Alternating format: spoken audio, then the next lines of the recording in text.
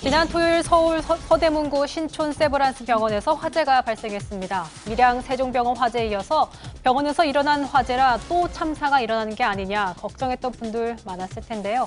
다행히 큰 부상자는 없었습니다. 경찰에 따르면 병원 내 푸드코트 피자 가게 화덕에서 발생한 불씨가 원인이라고 합니다. 화덕과 연결된 환기구 내부로 불씨가 유입돼 기름 찌꺼기 등에 불이 붙은 뒤에 확산된 것이라고 경찰은 잠정 결론을 내렸습니다.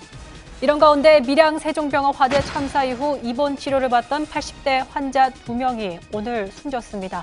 이로써 총 사망자 모두 43명으로 늘어났고 지금까지 총 사상자 수가 192명으로 집계가 됐습니다. 물론 규모의 차이는 있지만 왜 같은 병원에서 화재가 일어났는데도 결과는 전혀 달랐을까요?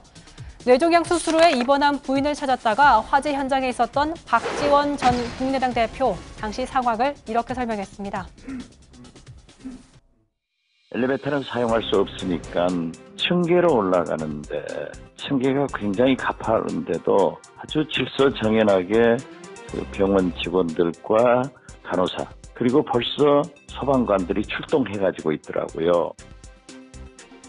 신촌 세브란스 병원과 밀양 세종병원에서 화재가 발생한 시간은 비슷했습니다. 하지만 늑장 신고했던 세종병원과 달리 세브란스 병원은 즉시 화재 신고를 했고 스프링클러도 방화문도 없었던 세종병원과 달리 세브란스 병원은 모든 것이 제대로 작동이 됐습니다.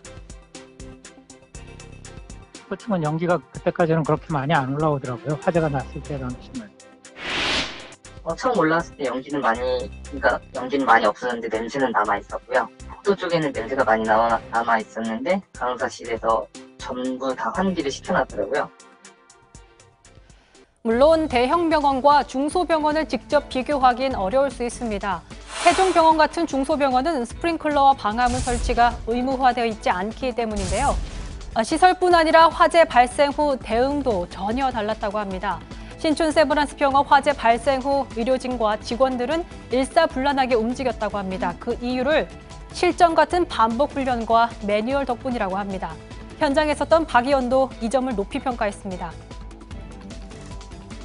이렇게 보니까 신촌 세브란스 병원은 JCI 국제병원 인증기구에서 인증을 받으면서 2007년부터 환자 안전을 위해서 소방훈련을 굉장히 강화한다고 합니다. 그래서 그 매뉴얼에 의거해서 병원 구성원들이 착착 움직여줬고 그러니까 시설, 훈련된 간호사와 직원들 거기에 소방관들이 거의 300여 명 출두해가지고 삼박자를 이루어서 했기 때문에 대형사고가 없었다. 우원식 더불어민주당 원내대표는 세브란스 병원 화재를 진압했던 서대문 소방서를 찾아 격려했습니다. 이번 겨울 화재로 인해 커다란 희생을 당한 우리나라, 결국 정답은 예방과 안전 설비 그리고 반복된 훈련이라는 게 이번 신촌 세브란스 병원 사례를 통해 한 차례 또 증명이 됐습니다. 말로만 그칠 것이 아니라 실천으로 옮기면 좋겠습니다.